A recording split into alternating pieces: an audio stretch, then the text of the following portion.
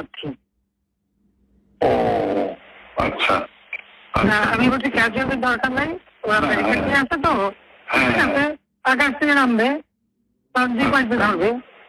আচ্ছা মেসেজটা দিয়ে দিতে পারেন। আচ্ছা ছত্রিশে পাঠানো হচ্ছে, হেলিকপ্টার দিয়ে সোজা বম্বিং করা হবে। আচ্ছা ঠিক আছে, হেলিকপ্টার উপর দিয়ে মারবে। আচ্ছা উপর থেকে সাউন্ড বোম যাবে আর কি।